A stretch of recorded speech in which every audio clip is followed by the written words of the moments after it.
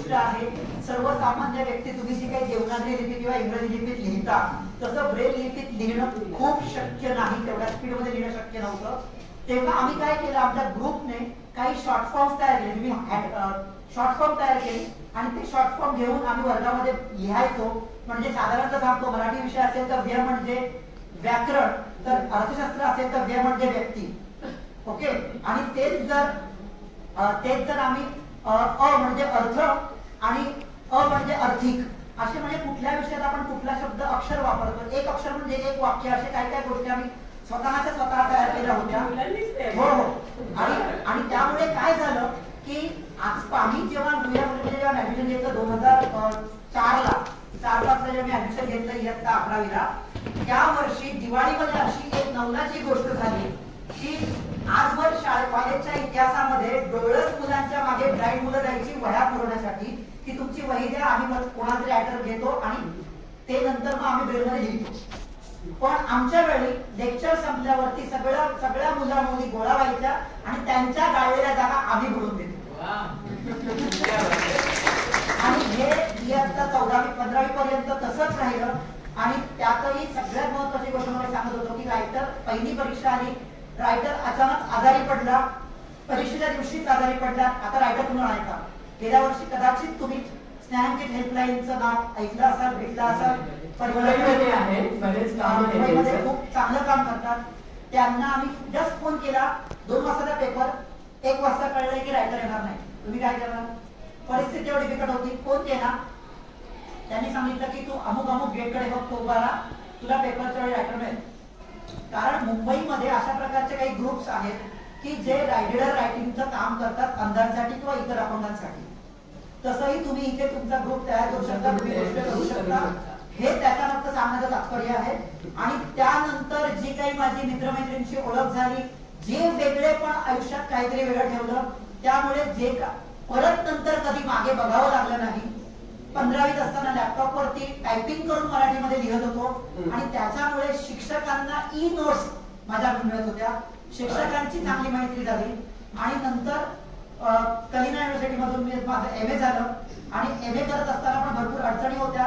आम्ही त्यावेळी रेकॉर्ड करायचो कॅसेट्स, आणि एका कॅसेट रेकॉर्डिंग केल्यानंतर ती रिव्हर्स फॉरवर्ड करण्याचा खूप वेळ जायचा. आणि आताची टेक्नॉलॉजी अशी आहे की आज आम्ही कुठल्याही ऑडिओ बुक फॉर्मॅट मध्ये तुमच्यासारखं बुकमार्क करू शकतो, अंडरलाईन करू शकतो, सेंटेन्स टू सेंटेन्स वाचू शकतो. ही त्याच्या मागची प्रगती आहे. ही सांगण्याचं तात्पर्य एवढंच आहे की तुम्ही आज इंजिनिअरिंग कॉलेजमध्ये आहात, सो तुमच्या आजूबाजूला तुमच्यापेक्षा खाली, म्हणजे ज्यांना शारीरिकदृष्ट्या विकलांग आहेत, जे आर्थिकदृष्ट्या विकलांग आहेत, त्यांच्यासाठी आपण नवीन काय करू शकतो, हाच तुमचा व्यवसायाचा माध्यम करू शकतो, तुमच्या प्रगतीचं माध्यम करू शकतो. बघा केवढा मोठा विचार मांडला की नाही. आणि ते पण स्वतःच्या कृतीतून सिद्ध करून दाखवल्यानंतर सागर म्हणतोय, आधी नाही म्हणत आहे. आता मला सागर तुला थोडस आताच्या आपल्या ह्याच्यावरती आणायचे. हे सगळंच खरं तर प्रत्येक त्याचं वाक्य मला वाटतं आपल्या सगळ्यांसाठी कुठेतरी अंतर्मुख करणारं, आपल्याला विचार प्रवृत्त करणारं आहे, हो ना.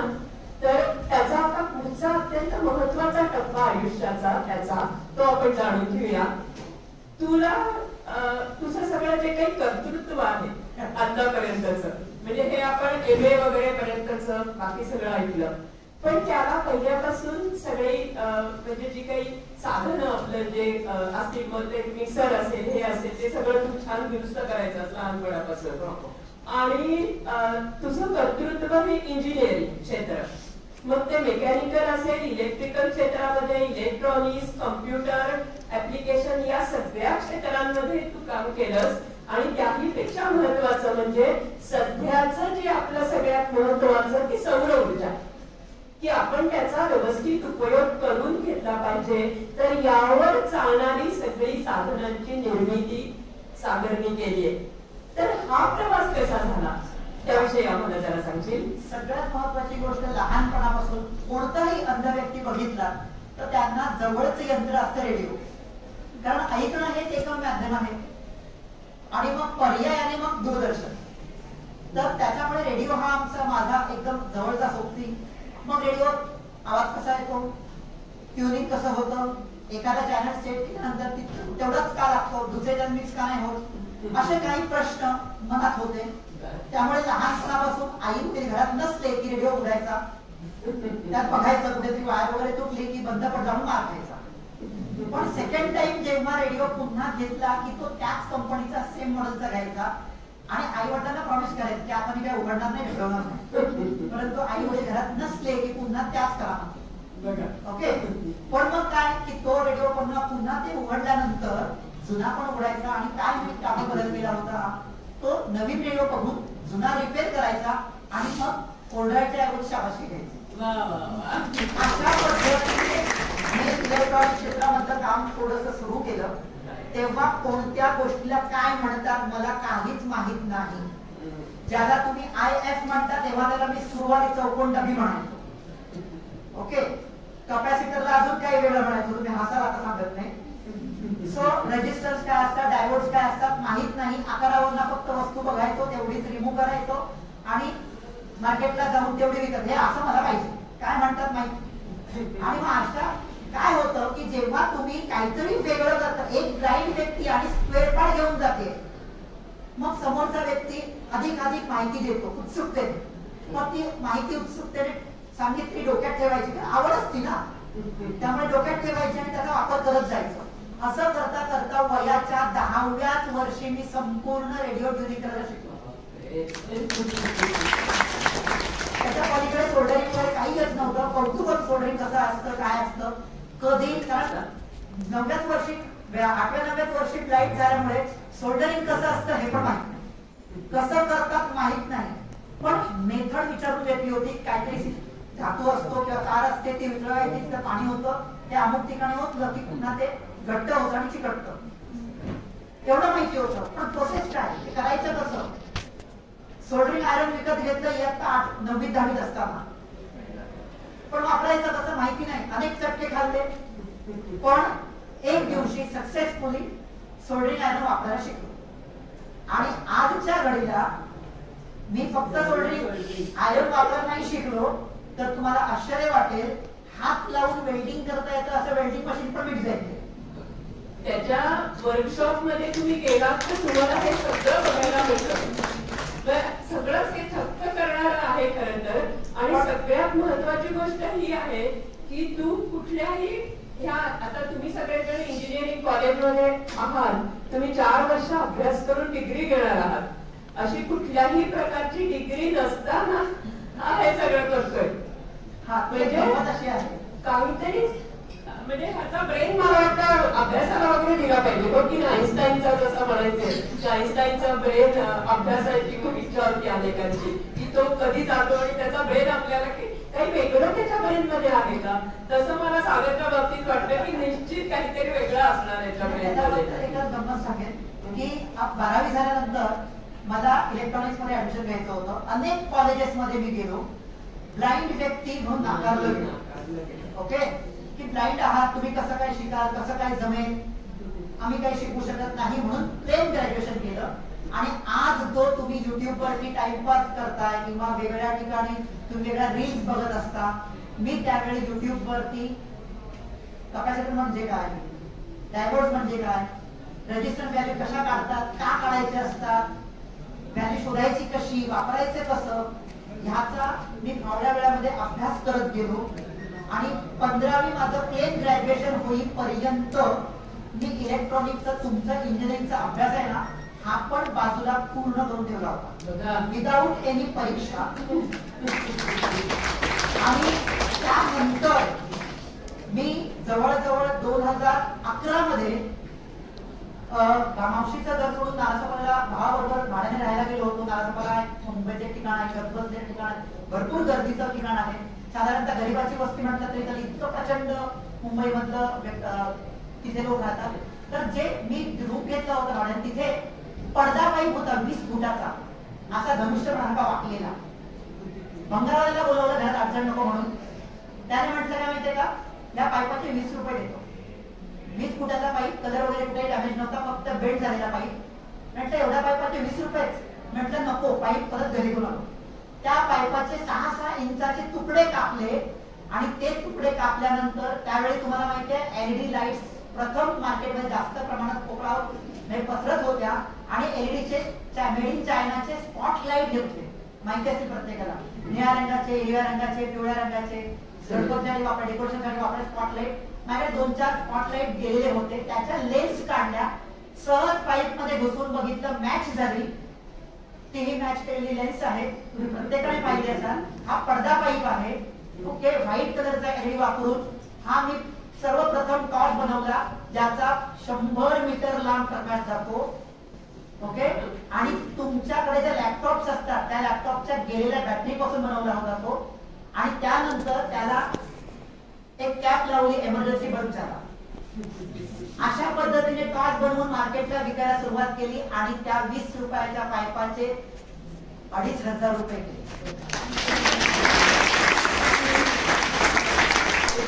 2 महिन्यामध्ये ही गोष्ट झाल्यावर डोक्यात आलं आणि मग ॲल्युमिनियम पाईप जिथे बनतात त्या कंपनीचे म्हणतात तुकडा पाईप मला पाहिजे, किलोच्या भावात घ्यायला सुरुवात केली.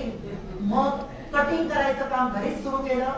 जिथे महिन्याला 3 महिन्याला 150 टॉर्च बनवायचो, आजच्या घडीला प्रत्येक महिन्याला कमीत कमी 6 ते 12,000 टॉर्च बनवतो. मी एकटाच करायचो, आज माझ्याकडे 14 टोटली ब्लाइंड मुलं आहेत. पाईप कटिंग करायचं काम मुलंच करतात, कलरिंग करण्याचं काम करतात, वेल्डिंग करायचं काम, सोल्डरिंग करायचं काम, चिटकवण्याचं काम, किंबहुना लिथियम बॅटरीला बीएमएस लावण्याचं, स्पॉट वेल्डिंगचं काम देखील टोटली ब्लाइंड मुलंच करतात. आपण काय सगळ्यात महत्वाचं आता मला या ठिकाणी एक मुद्दाम या ठिकाणी नमूद करावंसं वाटतं की आता तुम्ही 4 वर्ष किंवा आपण लहानपणापासून आपल्याला सगळं दिसतंय, आपल्याला परमेश्वराने सगळी इंजिनिअरिंग आहेत, सगळी जागृत आहेत, तरी सुद्धा हे सगळं झाल्यानंतर घरामध्ये साधा फ्यूज बसवायचा असेल किंवा एखादी पाईपलाईन हे झाली तर आपण करतो का दुरुस्त? इंजिनियर म्हणून डिग्री घेतात, पण त्याच वेळेला हे सगळं करता का? तर मुद्दाम याच्याविषयी सांगावंसं वाटतं की आजपर्यंतच्या आयुष्यात लहानपणापासून आजपर्यंत त्याच्या घरामध्ये एकदाही कोणीही फ्यूज बसवायला, एकही इलेक्ट्रिशियन किंवा प्लंबर बोलवायला लागलेला नाही. सगळी कामं सागर करतो स्वतःच्या घरातली. हे तेवढं कौतुकास्पद एवढं तरी आलं पाहिजे की नाही आपल्यातल्या प्रत्येकाला. म्हणजे मी असं नाही म्हणत की इंजिनियर्सनाच आलं पाहिजे असं अजिबात नाही. प्रत्येक व्यक्तीने हे शिकण्याची, हे समजून घेण्याची गरज आहे. आणि आपल्याला काय झालंय, मला नेहमी या गोष्टीचं अतिशय वैषम्य वाटतं की प्लंबिंग करणं, काहीतरी इलेक्ट्रिकची एखादा फ्यूज बसवणं किंवा एखाद्याला बाकीच्या परदेशांमध्ये या व्यक्ती मिळतच नाही, स्वतःच करावे लागतात स्वतःच्या. पण आपल्या इथे माणसं आहेत म्हणून आपण हे शिकत नाही, तर ते कुठेतरी कमीपणाचं आहे असं समजू नका. ही आपली जगण्याची गरज आहे. अशा पद्धतीने त्याच्याकडे बघा आणि मग ते शिकून घ्या. ही व्यक्ती करते तर तुम्हाला येईल की नाही. तर आज सगळ्यांनी मनाशी निश्चय करणाऱ्यांना सगळ्यांनी आजपासून घरामध्ये सांगून टाकायचं की काहीतरी फ्यूज, काही इलेक्ट्रिकची वस्तू बिघडली तर ती कशी दुरुस्त करायची हे आपण शिकूया. बघा, बेसिकली एकच गोष्ट आहे की मी ज्या काही वस्तू बनवतो किंवा ज्या काही आमच्याकडे वस्तू डेव्हलप झाल्या ह्या विविध प्रकारच्या गरजेतून निर्माण झालेल्या वस्तू आहेत. म्हणजे तुम्हाला एक बेसिक गोष्ट सांगतो, विचार करा, एक दाम्पत्य आहे, दोघंही नवरा बायको ब्लाइंड आहेत आणि छोटंसं बाळ आहे. घरात दिव्यांची माळ लावली आहे, ओके, म्हणजे दिवाळीला आपण तोंडावर लावतो ना, तर ते जे बाळ आहे ते जर माळेकडे गेलं, शॉक लागलं तर काय होईल? महत्वाचा त्याचा शोध आहे हा, बरोबर आहे ना? शांतपणे सिंपल गोष्ट आहे. मग कुठला तरी एखादा व्यक्ती हा विचार करतो का? तुम्ही आज इंजिनिअरिंग कॉलेजमध्ये आहात, आजपर्यंत तुमच्या आयुष्यात एक तरी इंजिनियर असा भेटलाय का तुम्हाला की जो असं तुमच्या अभ्यासाच्या किंवा तुमच्या गरजेच्या बाहेर डोकावतो? बघा, एक गोष्ट अशी आहे की आज USB पॉवर किंवा पॉवर बँक वर चालणाऱ्या 20 ते 50 दिव्यांच्या, नॉर्मली मार्केटमध्ये तशा दिव्यांच्या माळा मिळतात, तशा पॉवर बँक वर चालणाऱ्या, ज्याला शॉकही लागू शकत नाही, अशा दिव्यांच्या माळा मी बनवतो. आज त्यांनी या ठिकाणी आणलेलं आहे. ज्या वेळेला आपण चायना आणि त्या अशा सगळ्या माळा की एक बल्ब गेला की अख्खी माळ गेली, हो की नाही? तर हा लाईफ टाईम गॅरंटी असलेल्या माळा तयार करतोय गेली कित्येक वर्ष. तर हे दुसरी गोष्ट अशी आहे की तसंच आम्ही एक प्रसंग थोडा सांगतो एक दोन मिनिटात. माझा एक मित्र मैत्रिणी दोघेही ब्लाइंड आहेत, नवरा बायको आहेत, दोन्ही मुलं छान आहेत त्यांची. एक 4वीला एक 7वीला आहे, दोघांना व्यवस्थित दिसतं. नाही सॉरी, एक 3रीला एक 5वीला आहे, दोघांना व्यवस्थित दिसतं. मैत्रिणीने काय केलं, अगरबत्तीवर लावली, दिवाबत्ती केली, संध्याकाळची वेळ होती आणि चुकून तिची अगरबत्ती जी आहे ती हाराला टच झाली. प्लास्टिकचा हार होता, हाराला टच झाली आणि कसा जळल्याचा वास यायला लागला म्हणून ती मुलांना बोलवायला गॅलरीच्या बाहेर गेली. हवा आली, दरवाजा बंद झाला, सेफ्टी डोर आणि लॉक झाला आणि त्यामुळे जवळजवळ हॉलला आग लागली.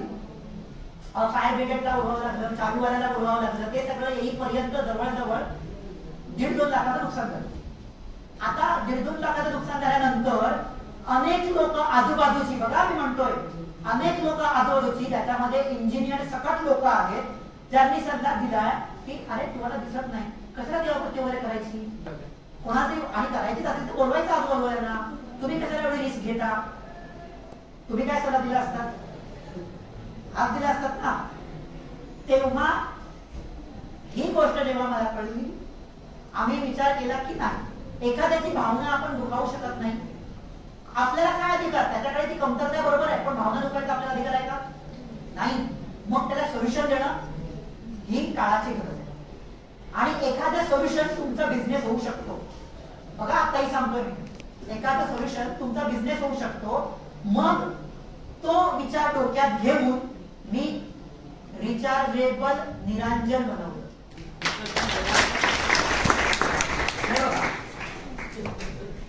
नॅचरल ज्योत वाटते ना लांबून. आता हे जे निरंजन आहे हे फक्त एक ते 1.5 तास चार्ज करावं लागतं मोबाईल चार्जरने आणि सलग 12 ते 15 तास चालतं.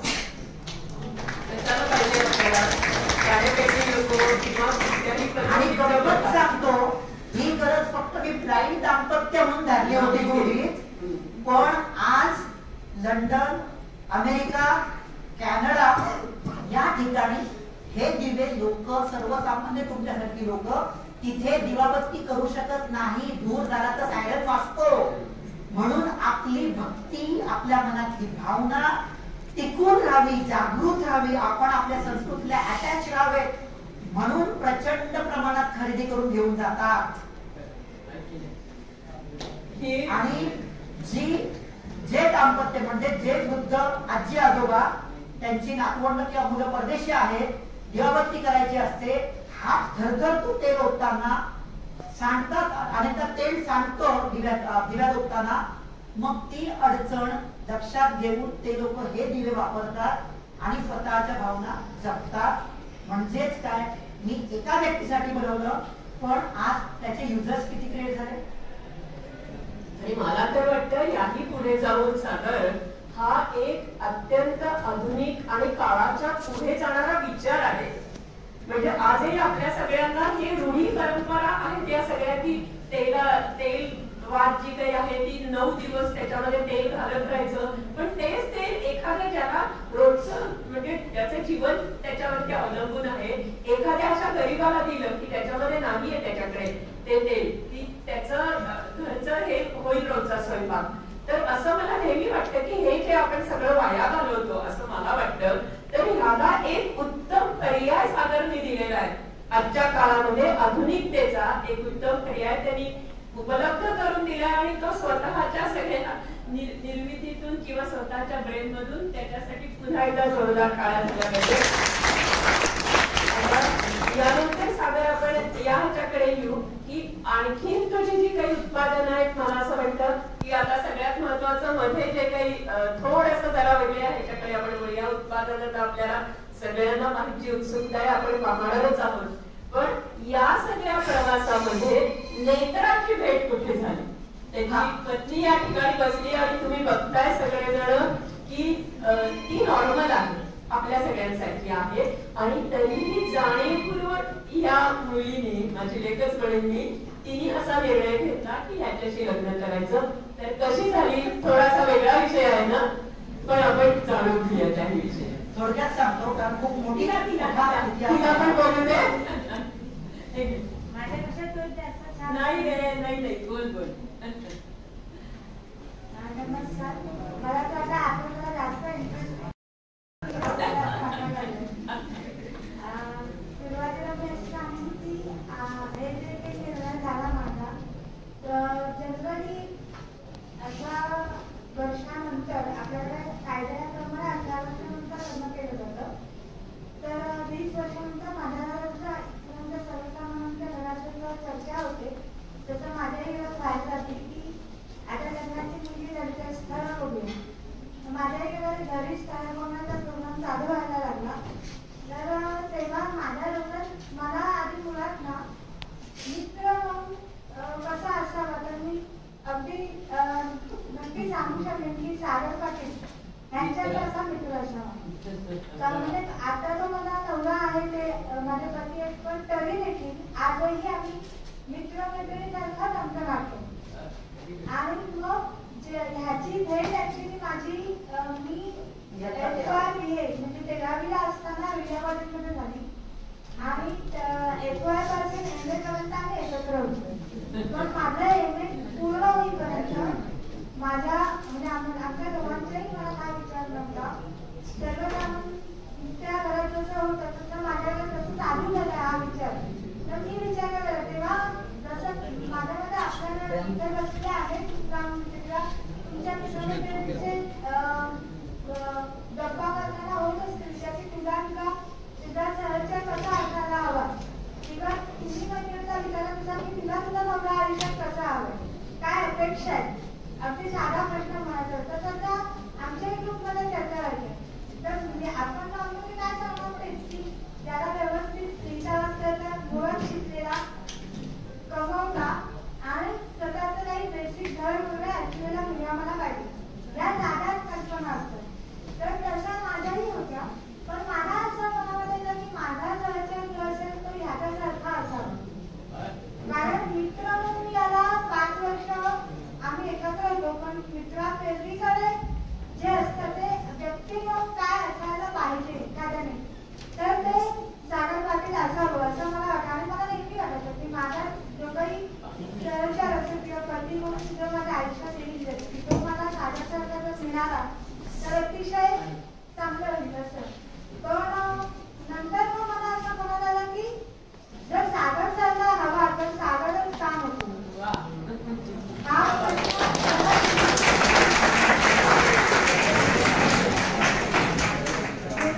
एकतर माझ्या आयुष्यात मित्र म्हणून कोणी पहिल्यांदा आलं तर माझ्या अनेक मित्र एक लाईन सागर पाटील म्हणजे आमच्या ग्रुपमध्ये अनेक मित्रमैत्रिणी लागले आणि इतर आपल्या सायकल लोकांकडे अनेक मित्रमैत्रिणी आहेत. पण जे काही मला या दिव्यांग व्यक्तीसारखे मित्र लागले लकीली आम्हाला त्या काळामध्ये आमचा जो ग्रुप होता सगळे मित्र अतिशय हुशार म्हणजे अभ्यास करावा कसा हेही आम्ही त्यांच्याकडून शिकलो आणि आम्ही अभ्यास करता एन्जॉयही तेवढंच केलं. म्हणजे असंही नाही की फक्त अभ्यास करतोय किंवा फक्त एन्जॉय करतोय असं नाही. कुठे खूप सुटतंय तर अगदी सहजपणे हे लोक आम्हाला सांगतात नाही हे तू आधी करा हे काम महत्वाचं आहे नंतर बाकीची काम. तर तेव्हा मग नंतर MA नंतर मग काही जण मी म्हटलं की हा काम होतो. फक्त मला प्रॉब्लेम एवढा झाला की माझ्या मनात जे होतं की हा का नको याचं उत्तर माझ्याकडे नव्हतं. फक्त हा हवा तर का आता हे तुम्हाला पटवून झालं पाहिजे ना आई वडिलांना. तर तुला लग्न करायचे ना लग्न ही गोष्ट एवढी साधी सिंपल आहे. जे आपण टीव्हीवर बघतो की घरात माग असली किंवा काय ते पार्ट्या झाल्या लग्नाच्या आधी की झालं लग्न झालं म्हणजे सगळं झालं असं नसतं. लग्न ही खूप मोठी आणि खूप सिरियस गोष्ट आहे खरं तर. जेव्हा मी माझ्या आईला आणि वडिलांना सांगितलं की मला या मुलाशी लग्न करायचं तर ऑब्विस आहे कोणाची पायाखालची जमीन सरकेल. तर माझी मुलगी एकदम व्यवस्थित आहे ते माझ्या सागरला ते अगदी व्यवस्थित ओळखत होते. आम्ही फॅमिली फ्रेंड होतो. पण मित्र असणं आणि तुमचा नवरा होणं ह्याच्यात खूप फरक आहे. आणि तेच मला आईने तेव्हा सांगितलं की बाळा तू जो काही विचार करते तो तितकासा सहज नाही. तुला जेवढं सोपं वाटतंय की तू काय हरकत नाही मी करेन सगळं, एवढं सगळं सहज सर्व करेन असं नसतं. ते लग्न झाल्यानंतर जे काय करायला लागतं तेवढी ताकद असायला लागते की तुझ्यात नाही. पण ते काय असतं ना, म्हणतो ना आपण प्रेमात पडल्यानंतर इकडे काही करत नसतं, फक्त आपलं ते खरं आहे, आपण म्हणतो ते बरोबर असं असतं. आणि मग मी जेव्हा आईवडिलांच्या विरोधात जाऊन केलं, पण माझं काही गोष्टी अशा ठाम होत्या, जर मी या मार्गाने गेले तर मी ते सक्सेस करेन. मी परत काढून फिरणार नाही.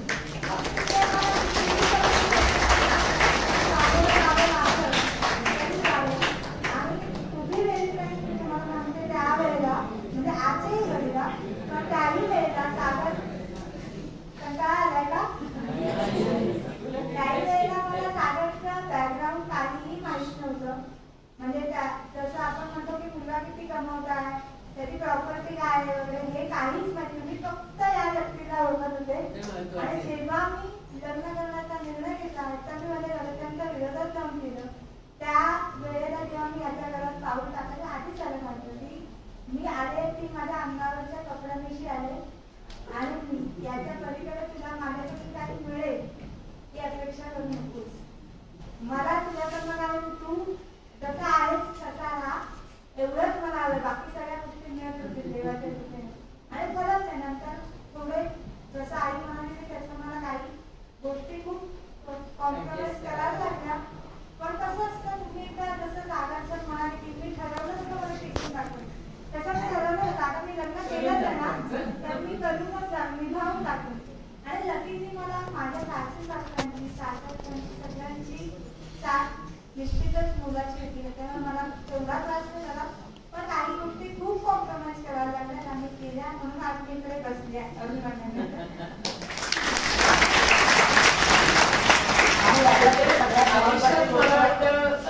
असंही काही म्हणजे वेगळं हे आहे. या कारणाची महत्वाची गोष्ट अशी आहे, आज नेत्राच्या माहेरी ज्या गोष्टी नेत्राला माहित नसतात त्या मला माहिती असतात.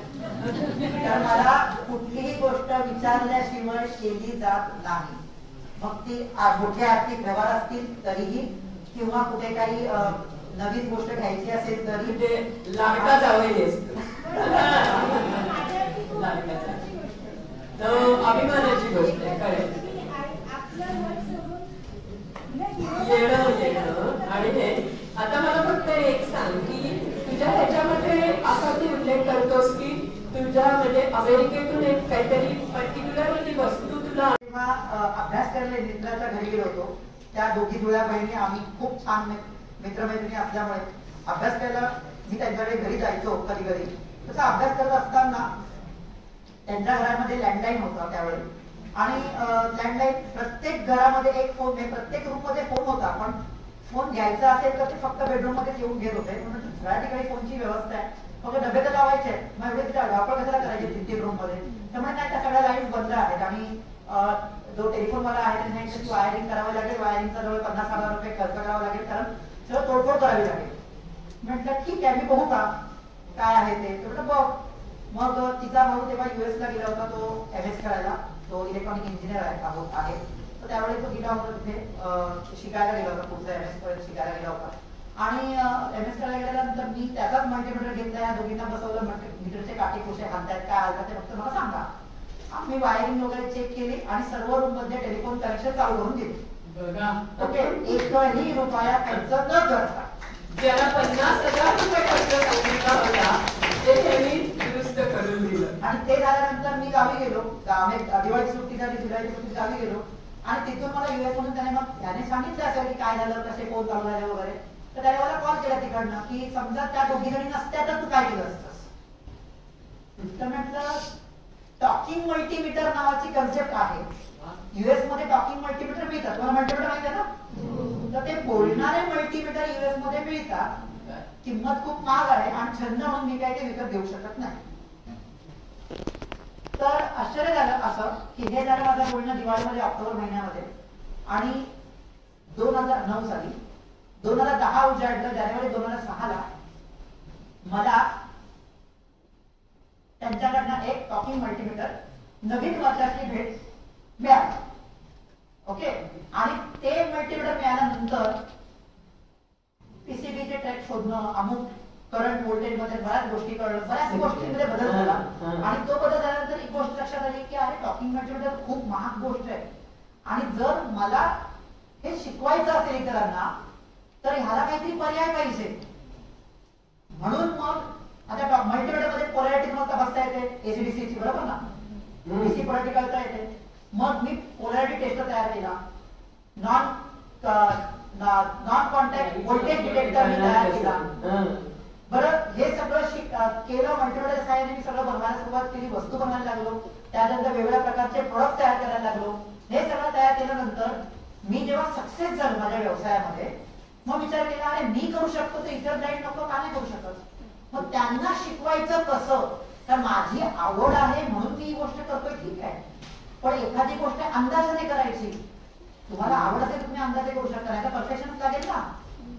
मग हे परफेक्शन आणायचं कसं, मग आता डीप स्टडी करायला सुरुवात केली, इतर ब्रँड बनवती प्रयोग करायला सुरुवात केली, त्याला शिकवून बघायला लागलो. मग लक्षात आलं की अरे एखाद्या ठिकाणी व्होल्टेज आहे किंवा नाही कसं कळेल, टेस्टर आहे पण बल्ब पेटला किंवा नाही तुमच्या माझ्यासोबत दिसणार कसं. मग बझरवाला टेस्टर तयार केला, त्याच्याकडे आहेत ते बझरवाला टेस्टर, बझरवाला टेस्टर तयार केला जो कोडाला लावला की आता बझर वाजतो. ओके, ह्याचं पेटंट घेतलं आणि त्यानंतर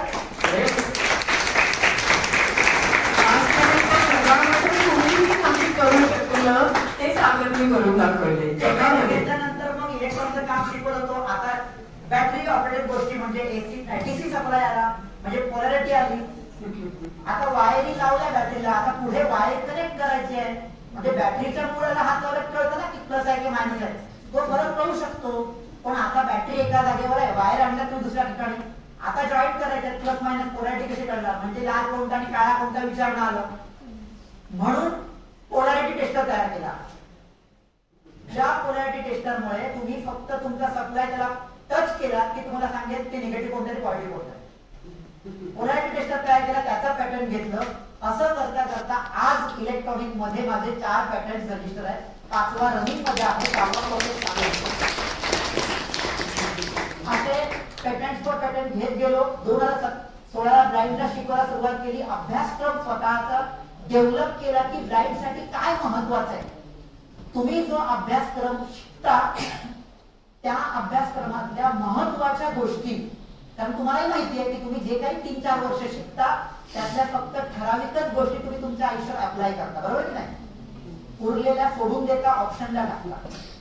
मग त्या सोडून देणाऱ्या ऑप्शनला टाकणाऱ्या गोष्टी आहेत त्या अभ्यासक्रमात घेतल्याच नाहीत. आणि अशा प्रकारचं एक स्टडी मटेरियल तयार केलं की मी बेसिक इलेक्ट्रॉनिक फक्त 108 तासात शिकवतो. आता सगळ्यात सागर या ह्याच्यातनं मला फक्त एक गोष्ट मुद्दाम या ठिकाणी सांगायची आहे की काही दिवसांपूर्वी आम्ही हा विचार केला होता की सागर अशा पद्धतीच्या म्हणजे आपल्या नॉर्मल लोकांना पण तो मुंबईमध्ये ट्रेनिंग देतो बरं का संडे, तर आपल्या कॉलेजच्या मार्फत या मुलांसाठी हे जे काही लॅम्प्स किंवा या माळा किंवा हे ट्रेनिंग तो देतो आणि त्याची कार्यशाळा तो वेगवेगळ्या ठिकाणी घेतो. तर त्याचा कालावधी आणि तो कशा पद्धतीने तू म्हणजे कोऑर्डिनेट करतो ते कॉलेजला सांगितलं असतं तुम्ही अरेंज करू शकता सर, की तुम्हाला सगळ्यांना हे शिकायला आवडेल की नाही. निश्चितपणे आवडेल. मग कॉलेजमध्ये जर त्यांनी ही कार्यशाळा घेतली आणि हे सगळं तुम्हाला शिकवलं तर तुमचं उत्पादन तुम्ही करू शकता आणि तुम्ही स्वयंरोजगार मिळवू शकता. ही कन्सेप्ट या सगळ्याच्या मागे आहे. तर ती साधारणपणे किती दिवसाची असते तुझी कार्यशाळा जी असते? दोनच व्यक्तींसाठी आम्ही साधारणतः 8 ते 15 दिवसाची कार्यशाळा घेतो. त्याच्यामध्ये आम्ही सोल्डरिंग स्किल, त्यानंतर तुमचं इलेक्ट्रॉनिक बेसिक क्लिअर करून घेतो, ज्याच्यामध्ये एसीडीसी सप्लाय काय आहे, करंट व्होल्टेज आणि वॅट मधला फरक कोणता असतो, कशा पद्धतीने, कारण लोकांना एक सवय असते मार्केटला गेले की मला 22 वोल्टची ट्यूबलाईट द्या. आता खरंच 22 वोल्टची ट्यूबलाईट असते का, 22 वॅटची असते. जर 22 वोल्टची 230 वोल्टवर चालणार का. म्हणजे थोडक्यात की आपण कोणतेही शब्द कुठेही वापरतो. नॉर्मली आपण शॉक लागला त्याला करंट लागला म्हणतो, पण खरंच करंट लागतो का हो, का व्होल्टेज लागतात, त्याचा आपण विचार करतो का. काय लागतं आपल्याला, करंट की व्होल्टेज. हा, व्होल्टेज लागतो आणि म्हणतात की अरे त्याला करंट लागला, बरोबर आहे की नाही. म्हणजे आपण शिकत असताना देखील आपण आपली भाषा बदलत नाही आणि म्हणून मग बाकी जागृती कशी होणार? जर आपणच आपल्या भाषेत जर ओरिजिनॅलिटी आणली तर लोकांमध्ये ऑटोमॅटिकली शिक्षण तयार होईल. दुसरी महत्वाची गोष्ट अशी की जेव्हा आपण शिकतोय की आपण लाईव्ह हा आपल्या राईटलाच असला पाहिजे, न्यूट्रल आपला लेफ्टलाच असला पाहिजे, बरोबर की नाही? आणि तरी देखील आपण घरात कधी कधी लाईट फिटिंग करताना अनेकांच्या बोर्डला लेफ्टला फेस आणि राईटला न्यूट्रल असतं. भले ते बटनावरनं तुम्ही फेसच बंद करता, परंतु बटनावरनं फेस बंद करत असताना त्या सिच्युएशन मध्ये भविष्यात ऍक्सिडेंट होऊ शकतात का याचा आपण विचारच करत नाही, बरोबर की नाही? पण भविष्यात ऍक्सिडेंट होऊ शकतात याचा कोणी विचारच नाही करत. आपला कारण का आपण काय विचार करतो, अरे फेस तर बंद करतो म्हणजे सगळं बंद होणार आहे. पण उद्या तुम्ही समजा ते त्या बोर्डवरनं न बंद करता तुम्ही एक्सटेन्शन कोड लावलात आणि एक्सटेन्शन कोडवरनं तुम्ही बंद केलात तर काय बंद होईल? फेस की न्यूट्रल? न्यूट्रल बंद होईल ना. म्हणजे पिन लावताना त्याला शॉक लागू शकतो की नाही? म्हणजे हे सगळं शिकण्यासाठी सागर मला असं वाटतंय की सर तुम्ही यशवंत की कॉलेजमध्ये म्हणजे जेव्हा सुट्टीमध्ये किंवा कसंही तुम्हाला अरेंज करता आलं तर निश्चितपणे सर अरेंज घेतो आणि 8 ते 15 दिवसाच्या कार्यशाळेमध्ये आम्ही वेगळ्या प्रकारचे सेशन्स घेतो आणि ते सेशन्स कंप्लीट झाल्यानंतर थोडंसं पुस्तकाबाहेर कसं बघायचं, तुम्ही जे काही शिकताय त्याच्या बाहेर बघून कसं होतं ते आम्ही शिकवतो. कारण एखादी रजिस्टर्ड व्हॅल्यू तुम्ही काढता, तीच रजिस्टर व्हॅल्यू जेव्हा तुम्ही अपील करता तेव्हा तीच फॉलो होते असं नाही. तर त्या सगळ्या बेसिक गोष्टी निश्चितपणे घेतील असं मी तुला आश्वासन देते. आता आपण थोडस पुढच्या ह्याच्याकडे येऊया आणि शेवटाकडे, कारण सगळ्यांना खूप भूक लागली आहे, त्यांची वेळ झाली आहे. तर थोडे आता आपल्याला ही उत्पादनं पण दाखवायचे. तर आता एक महत्वाचा प्रश्न मी त्याला विचारू इच्छिते की तुझी ही सगळी अनेक प्रॉडक्ट बरं का, यांनी तयार केलेली प्रॉडक्ट की टाटा ग्रुप, महिंद्रा ग्रुप हे खूप मोठे ग्रुप्स आहेत आपल्या संपूर्ण भारतातले. तर ह्या ग्रुप्स मध्ये नक्की कुठे वापरले जातात आणि टाटांनी निश्चितपणे तुला कशा पद्धतीचं प्रोत्साहन दिलं आणि कशा पद्धतीने ते सगळं घडलं, तर याविषयी आपण जाणून घेऊया. मी जसं म्हटलं की 2013-14 माझा स्वतःचा व्यवसाय सुरू केला तेव्हा वेगवेगळ्या टाटा पॉवर्सच्या कंपनीच्या ज्या कॅन्टीन्स वगैरे आहेत तिथे आम्ही आमचे एक्झिबिशन लावायचो. एक त्यांच्या दृष्टीने एक समाजामध्ये एखाद्या संस्थेला किंवा एखाद्या दुर्बल घटकाला मदत होईल हा त्यांचा दृष्टिकोन होता आणि त्या दृष्टिकोनातून ते आम्हाला स्टॉल द्यायचे. तो स्टॉल आम्ही लावायचो, तिथे तिथली लोक जी आहेत ती गोष्टी परचेस करायचे. पण परचेस करून मग टॉर्चेस किंवा वेगळ्या इमर्जन्सी लाईट्स आहेत त्या परचेस करायच्या, ज्याच्यामध्ये मी काही आता डेव्हलप केलेल्या गोष्टी आहेत की हा टॉर्च आहे, हा 250 मीटर लांब प्रकार जातो, कॅप लावला इमर्जन्सी बल्ब तयार होतो, तुमच्या मोबाईल चार्जिंगने त्याला चार्ज करायचा आहे, सेपरेट चार्जर सांभाळायची गरज नाही. सगळ्यात महत्वाची गोष्ट ह्याच्यात मी स्वतः डेव्हलप केलेले बॅटरी मॅनेजमेंट सर्किट आहे आणि ह्या सर्किटचं एक वैशिष्ट्य असं आहे की हा आज टॉर्च तुम्ही चार्ज करून ठेवला 6 महिने वर्षभर हातच नाही लावला, प्रोडक्ट स्वतःहून डिस्चार्ज होणार नाही. तुमचे लाखो रुपयाचे मोबाईल आज चार्ज करून ठेवा, 6 महिने वर्षभर हात नका लावू, बॅटरी डिस्चार्ज झालेली असते की नाही? तसं माझ्या कोणत्याही प्रोडक्ट मध्ये तुम्ही चार्ज करून ठेवला 6 महिने वर्षभर हातच लावला नाही तरी प्रोडक्ट डिस्चार्ज होत नाही. किती अद्भुत आहे ना सगळं. हे जेव्हा लक्षात आलं तेव्हा टाटा पॉवरने आमच्याकडे कुठल्या प्रकारचे प्रोडक्ट्स आहेत त्याची माहिती 2019ला घेतली. त्यानंतर मी वेगवेगळ्या प्रकारचे लॉंग रेंज, हेवी रेंजचे वेगवेगळ्या प्रकारचे टॉर्चेस बनवतो. हे टॉर्चेस जे बनवतो त्यातले 1 किलोमीटर लांब प्रकार जाणारे टॉर्च त्यांनी माझ्याकडे मागवले आणि त्यांनी ऑर्डर दिली होती 46 टॉर्चची. सोमवारी ऑर्डर दिली, बुधवारी कंप्लीट करायची होती. माझ्याकडे एकही पीस तयार नव्हता. माझ्याकडचे जे 4 ब्लाइंड मुलं होती त्यांना मी बोलावलं की असं अशी आपल्याला ऑर्डर आली आहे. मंगळवारी सकाळी त्यांना बोलावलं. मंगळवारी आम्ही पूर्णपणे जवळजवळ 2-3 तासामध्ये 46 टॉर्चची ऑर्डर कंप्लीट केली. 4:30 वाजेपर्यंत टाटा पॉवर कंपनीमध्ये आम्ही प्रत्यक्ष त्या 4 मुलांना घेऊन गेलो. ती ऑर्डर तिथे आम्ही हँड डिलिव्हरी केली. ओके, 2 दिवसात नाही 24 तासाच्या आत ती आम्ही त्यांना दिली आणि ती दिल्यानंतर त्यांनी ती वर्षभर टॉर्चचे 46 वापरले आणि त्यानंतर 2020 डिसेंबर 2020ला त्यांनी आम्हाला परत कॉन्टॅक्ट केला. त्यापर्यंत आमचे त्यांच्याकडे स्टॉल वगैरे ऍक्टिव्हिटी चालूच होते. त्यांनी आम्हाला रिसर ऑफिशियली कॉल केला की तुमच्या ज्या टॉर्च आहेत त्या टॉर्च संदर्भात आम्हाला तुमच्याशी कॉन्ट्रॅक्ट करायचा आहे आणि तेव्हा त्यांनी ही गोष्ट सांगितली की त्यावेळी त्यांनी भारतातल्या नामांकित ज्या कंपन्या आहेत ज्या तुम्ही आज बघता, ज्याच्यामध्ये Bright, Syska, Philips, Everyday, Panasonic, Samsung यासारख्या ज्या कंपन्या आहेत त्यांच्या ज्या टॉर्चेस आहेत, ह्या टॉर्चेस 750+ त्यांनी त्या वर्षात मागवल्या होत्या आणि त्या 750+ टॉर्च मध्ये आमचा टॉर्च 1 नंबर ठरला आणि 2021 जानेवारी 2021 मध्ये टाटा पॉवरने पहिली आमची कंपनी किंवा संस्था आहे की ज्यांच्याशी लाईफ टाइम कॉन्ट्रॅक्ट केला त्या टॉर्चसाठी. कारण टाटा पॉवर 3 वर्षाच्या पलीकडे कोणत्याच कंपन्यांशी कॉन्ट्रॅक्ट करत नाही आणि लाईफ टाइम कॉन्ट्रॅक्ट हे बघितल्यानंतर आज आमच्या टॉर्च बीएसटी मध्ये ऍड अँड रिव्ह्यू डिपार्टमेंट वापरल्या जातात, बीआरसी आरसीएफ मध्ये वापरल्या जातात, त्याच्यानंतर महिंद्रा अँड महिंद्रा मध्ये वापरल्या जातात. रेल्वेमध्ये तुम्ही प्रवास करताना जो सिग्नल टॉर्च तुम्ही या फॉर्मॅट मध्ये बघता, सिग्नल टॉर्च, तो जो सिग्नल टॉर्च आहे ते माझं प्रोडक्ट. आणि सगळ्यात महत्वाचं अत्यंत म्हणजे सर्वसामान्य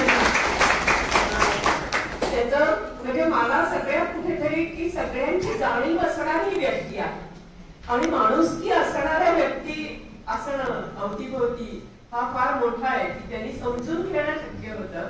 तर त्यांनी हातगाडीवाल्यांसाठी एक आता तेच म्हणणार होतं की आपला विचार कसा असला पाहिजे.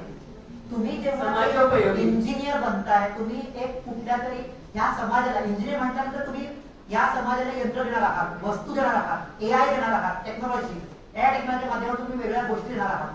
तर त्या करताना बनवत असताना तुमचा विचार कसा असला पाहिजे या संदर्भातला एक प्रसंग सांगतो. 2015 साली मी मरीन लाईनला फिरायला गेलो होतो. तुम्हाला पण अनेक लोकांना समुद्रात फिरायला आवडेल, कधी बघितली असेल तर तुम्ही मरीन लाईनला नक्की फिरायला जा.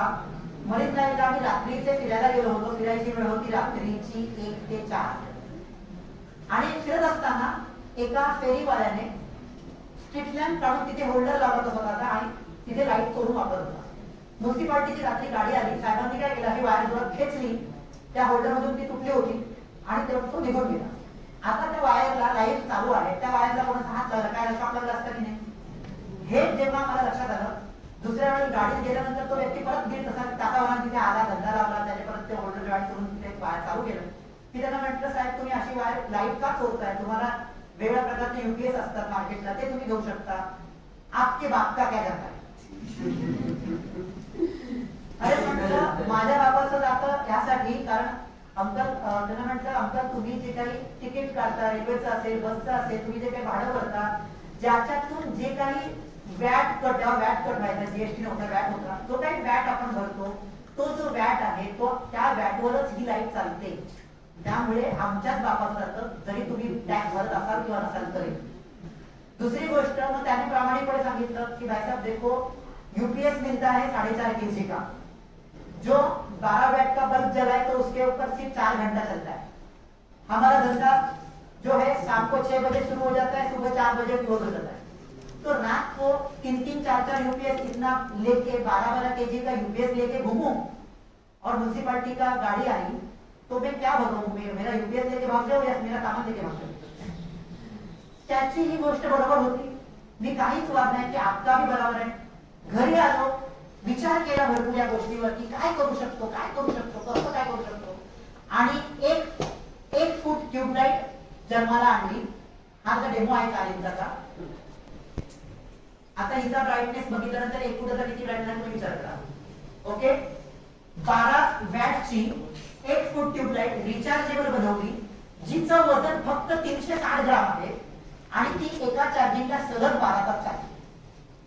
अशा प्रकारची ट्यूबलाइट डेव्हलप केली. 2016ला पुन्हा त्याच मित्रांना घेऊन परत फिरायला गेलो.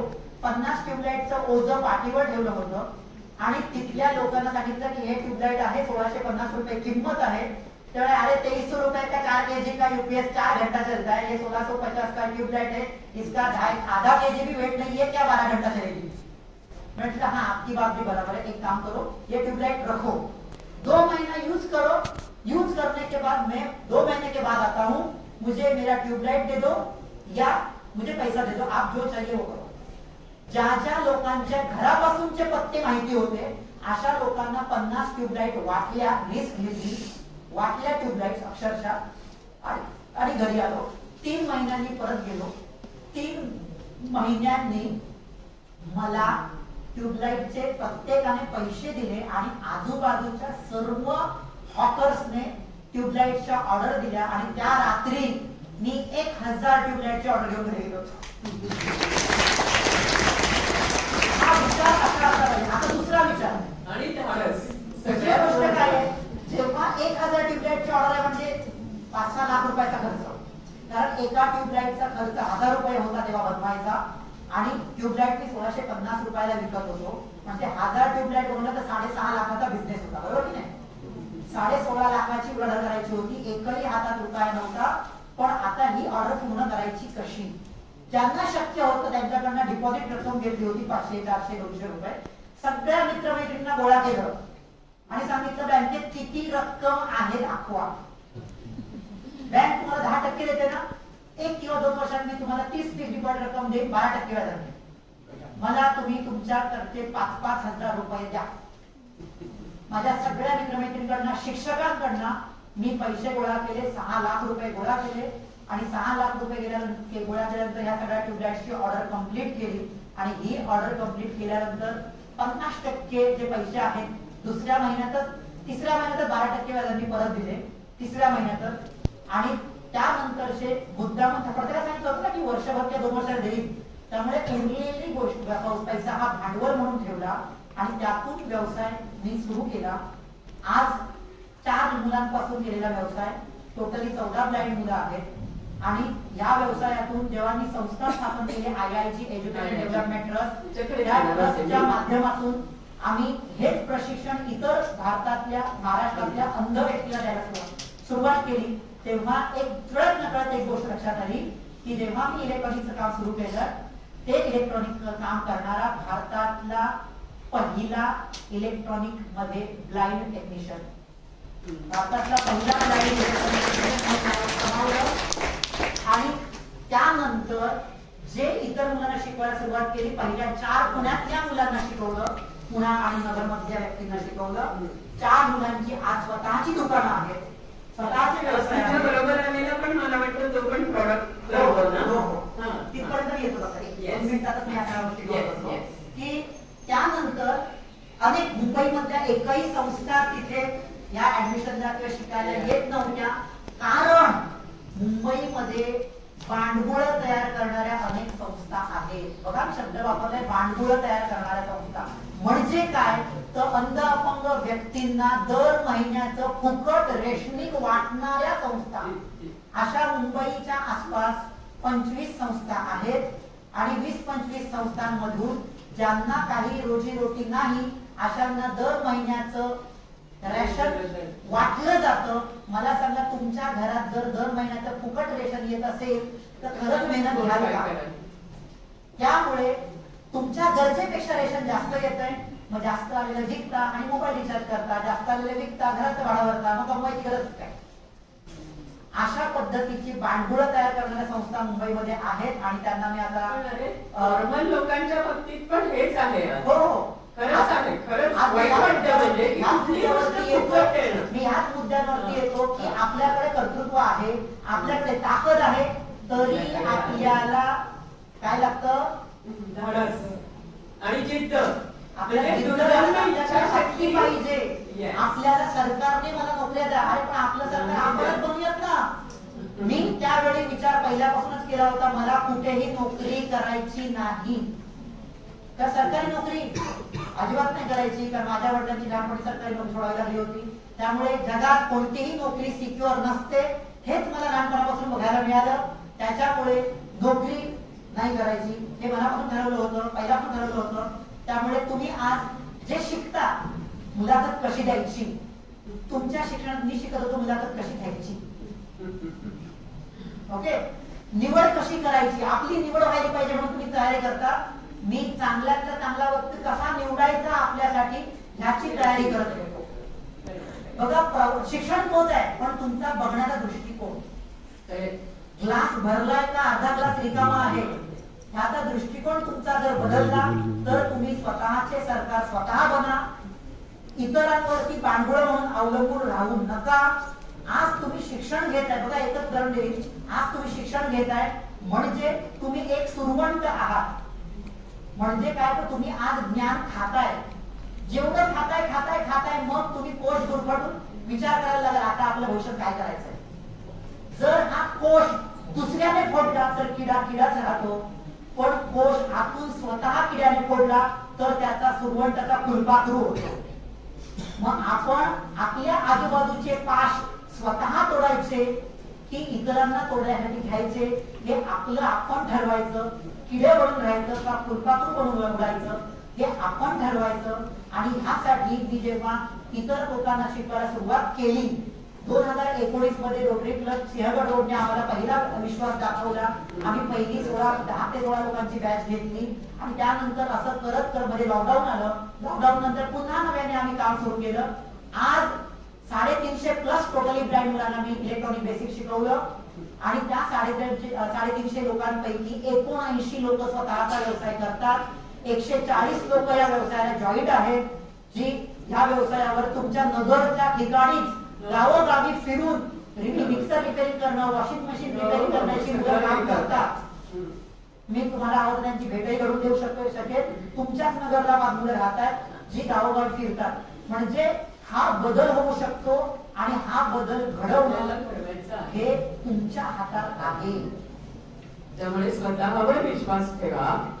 सांगा कसं जगायचं, कढत कढत ती गाणं म्हणत, ही खूप छान कविता आहे, हो की नाही?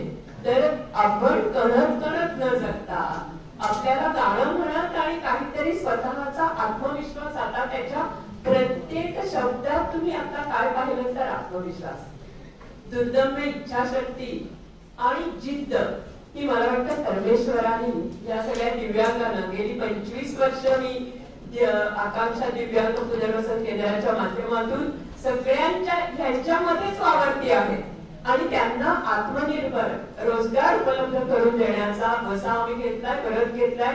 गेल्या 25 वर्षामध्ये 30,000 अनेक अस्थिव्यंग, कर्णबधीर, अंध आणि अनेक प्रकारचे मतिमंद असे अनेक जण यातून आत्मनिर्भर झाले आहेत. असाच प्रवास करताना सागरची ओळख झाली आणि ती छान दृढ होत गेलं आमचं नातं. आणि म्हणून गेली अनेक वर्ष आमच्यातलं नातं दृढ होताना खूप मनात होतं की आमचे सगळे स्टॉल नेहमी बरोबर असायचे. आकांक्षाचा स्टॉल आम्ही अनेक वस्तू तयार करायचो, आमचा नेहमी पुण्यामध्ये बरोबर स्टॉल असायचे. आणि एकदा आमच्या दोघांच्या हस्ते पुण्यामध्ये आम्ही भेटायचो. मग मी मुंबईला गेले होते त्यावेळेला त्याचं सगळं हे बघून आले आणि फार मनात होतं की हे सगळं नॉर्मल मुलांनी बघायला पाहिजे की तो आज ब्लाइंड मुलांना देतो आहे, पण तुमच्या आमच्या सारख्यांना सुद्धा प्रशिक्षण देण्याची ॲबिलिटी त्याच्यामध्ये आहे. ते आता तुम्ही त्याच्या प्रत्येक ह्याच्यातनं तुम्हाला जाणवलं असेल. आज या ठिकाणी या आता आपण त्याच्या सगळ्या वस्तू बघूया. तो त्या वस्तूंविषयी सांगेलच तुम्हाला की प्रत्येक प्रोडक्शन काय आहे आणि त्या वस्तूंचं तो सांगत असताना त्याच्यानंतर आता दिवाळीच्या दृष्टीने ज्या काही वस्तू आहेत तर त्या संदर्भात जर कोणाला ऑर्डर द्यायची असेल तर सर एखाद्या तुमच्या ह्याला इथे उभं करा एखादा विद्यार्थी, आणि जर तुम्हाला ऑर्डर द्यायची असेल तर जरूर तिथे ती ऑर्डर नोंदवा की तुम्हाला, तर आपण त्याच्याकडून डायरेक्टली मुंबईहून त्या वस्तू मागवू आणि त्या तुमच्या कॉलेजपर्यंत पोहोचवण्याची व्यवस्था करू तुमच्यातले कोणी प्राध्यापक किंवा इतर मुलांना पण. तर सागर आज एवढा मुंबई पासून प्रवास करून हे सगळे जण त्याचं हे पिल्लू आहे ना तुम्हाला दिसतंय, तर तो पण त्याचाच प्रेम घेऊन जन्माला आलाय, त्याच असते म्हणजे अभिमन्यू सारखा तो सुद्धा स्वतःची कार तयार केली हो ना, स्वतःची सगळं त्यांनी स्वतः तयार केली आहे. तर असं हे कुठेतरी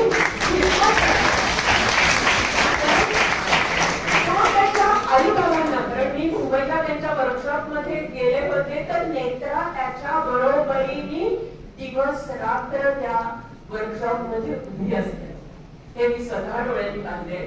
त्यामुळे त्यांचा हा प्रवास जाणून घेण्यासाठी, त्यांचा संघर्ष, त्यांचं जीवन हे सगळं तुमच्यापर्यंत पोहोचवण्यासाठी आपण त्यांना आमंत्रित केलं. तुमच्या कॉलेजनी, आमच्या प्रियदर्शनी ग्रुपला आणि आकांक्षाला त्यांना या आपल्या समोर आणण्याची संधी उपलब्ध करून दिली. त्याबद्दल पुन्हा एकदा मनापासून आपण सर्वांचे आभार मानते. आपण सगळेजण आयुष्यात आज इथून जाताना काहीतरी एक संकल्प करणार आहोत, काहीतरी एक निश्चय करणार आहोत की मला काहीतरी सागर बनायचे. इतका जरी तुम्ही निश्चय केला की मला सागरच अख्खं बनायचंय, जसं तो म्हणाला की मला नाही, मला मीच बनायचे, पण आपण निदान त्याच्यातल्या काहीतरी निश्चितपणे घ्याल अशी मला खात्री आहे. कारण इथे सगळे तुम्ही ज्या पद्धतीने ऐकत होता, तर आता फक्त आपण शेवटच्या ह्याच्याकडे येऊया की तुम्हाला जर या संदर्भात थोडे काही प्रश्न असतील तर निश्चितपणे तुम्हाला आपण देणार आहोत. बेसिकली थोडीशी माहिती देतो मी, म्हणजे तुमच्या काही प्रश्न तुमचे असतील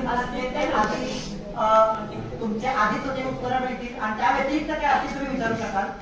ओके, मी थोड्या गोष्टी दाखवतो. मग असे बोलता बोलता दिवा दाखवला, एमर्जन्सी टॉर्चलाइट ट्यूबलाइट दाखवला.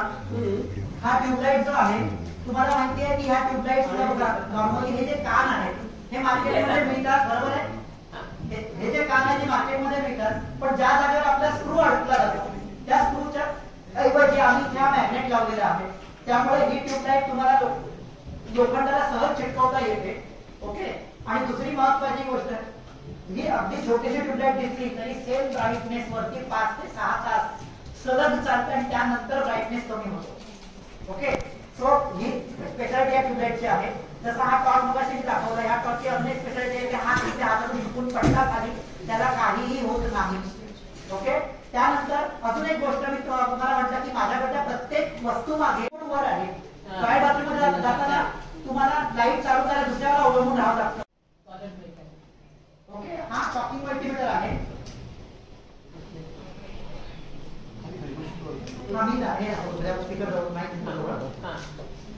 तुम्ही पाहिली असाल, वापरलेली असाल. आता ह्या बॅटरीचा जे व्होल्टेज आहे ते तुम्हाला ऐकून दाखवतो. आलं डीसी 3.69 व्होल्ट. ऐकू आलं प्रत्येकाला बाईकावर याच्यावर येत पोलॅरिटी मुद्दा पण उलटी लावतो ते बघा काय होणार.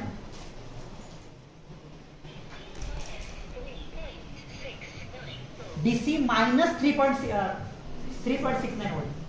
ओके, म्हणजे याच्यामध्ये रजिस्टर व्हॅल्यू असतील, कोणत्याही प्रकारच्या प्रोडक्टचा मला डेटा बघायचा असेल, रजिस्टर व्हॅल्यू, कॅपॅसिटर्स व्हॅल्यू किंवा फ्रिक्वेन्सी वगैरे पाहिजे असेल, सगळ्या प्रकारच्या गोष्टी हा बोलू शकतो. आता तुम्हाला चॅलेंज देतोय. आता गंमत अशी आहे की हा जेव्हा बोलतो मल्टीमीटर हा प्रत्येक सिच्युएशनला जाऊन बोलतो. ओके, पण मी जेव्हा याच्यामध्ये जे त्याचे ऑप्शन सिलेक्ट करतोय, व्होल्टेज, एसी व्होल्टेज किंवा करंट, ओके, किंवा इकडे रजिस्टर व्हॅल्यू, ह्या फक्त टिक टिक असा आवाज येतो, बोलत नाही बघा, बरोबर आहे.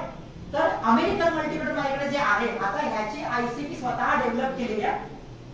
जे पूर्वी 6000 रुपयाला मिळणारं मल्टीमीटर आहे, मी आयसी डेव्हलप केली, जी कंपनी बनवते मल्टीमीटर त्यांना प्रोव्हाइड केली आणि हा टॉकिंग मल्टीमीटर आजच्या घडीला फक्त 2100 रुपयाला मिळतो, बोलणारा मल्टीमीटर. सो ह्याच्यात तुम्हाला टास्क काय आहे तर तुम्ही संपूर्ण फंक्शनिंग बोलू शकता. प्रत्येक खटक्यावर गेल्यावर पण तो बोलला पाहिजे असं बनवण्याचा प्रयोग करून बघा, आपण मोठी इंडस्ट्री तयार करू शकतो. दुसरा, मी जसं म्हटलं की हात लावून स्पॉट वेल्डिंग करता येतं, हात लावून स्पॉट वेल्डिंग करता येतं. मी एक कल्पना सांगतो, तुमच्यातल्या कोणाला करता आली तर बघा.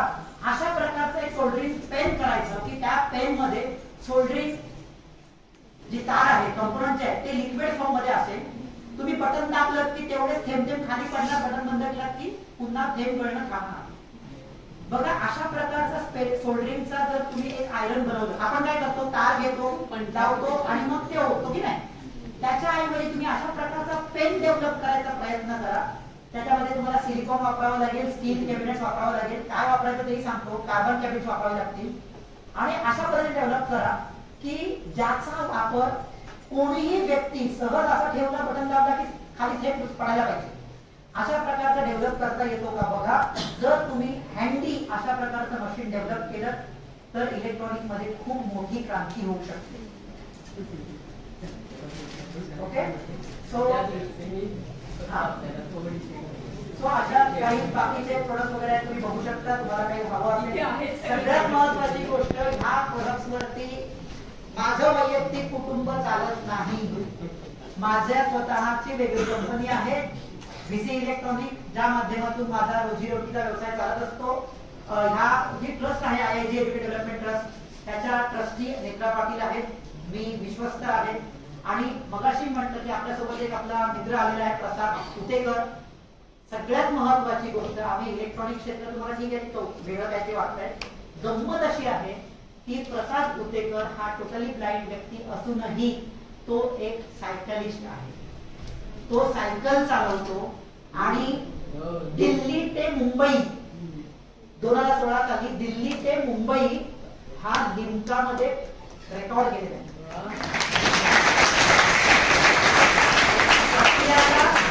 आणि त्याला काही दिसत नाहीये, सगळ्यात टोटली ब्लाइंड आहे. आणि दरवर्षी मुंबई ते आपल्या पंढरपूर, दरवर्षी मुंबई ते पंढरपूर तो वारीला येतो सायकलवर दरवर्षी. नमस्कार, दरवर्षी मी टँडम सायकल असते, दोन व्यक्तींची सायकल असते. त्यात पुढे बसणारा व्यक्ती असतो तो डोळस असतो आणि मागे बसणारा व्यक्ती जो ब्लाइंड असतो. पण एफर्ट्स म्हणतात ना, सायकल चालवण्यात पॅरली आपलं कॉर्डिनेशन ते सेम असतं. तर अशा प्रकारची टँडम सायकल मी गेले 7 ते 8 वर्ष चालवतोय. माझा पहिला प्रवास दिल्ली मुंबई. आणि शाळेने पहिली 6 महिने ब्रेल शिकण्यासाठी मला बसवणार होते, परंतु ते ब्रेल सर्वसामान्य व्यक्तींना शिकण्यासाठी 90 दिवस लागतात. पण माझी जिद्द ह्या पद्धतीने मी ठेवलं होतं की नाही, काही जर तुम्हाला शिकायचंच आहे, मी शिकवून दाखवणारच. आणि त्यामुळे तुम्हाला आश्चर्य वाटेल, 90 दिवसाचं ब्रेल लिपी पूर्णपणे मी फक्त 2 दिवसात शिकतो.